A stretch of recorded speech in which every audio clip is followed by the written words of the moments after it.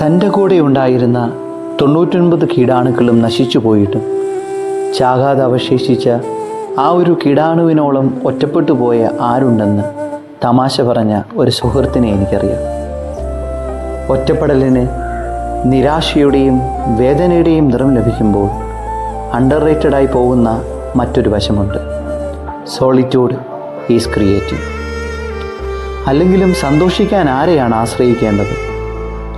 ഒരു പാവയുമായി ജീവിതം ആസ്വദിച്ച മിസ്റ്റർ ബീനൊക്കെ ജീവിതത്തിൽ ഗുരുക്കന്മാരാകുന്നത് അങ്ങനെയാണ്.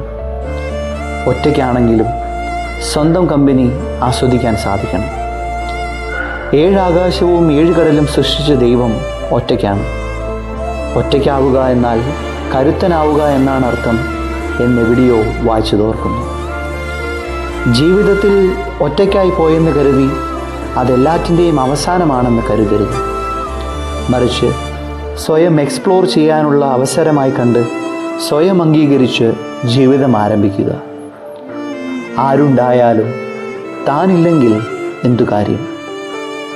തന്നെ തേടുന്നവർ പതിയെ എല്ലാവരെയും സ്വന്തമാക്കി തുടങ്ങും.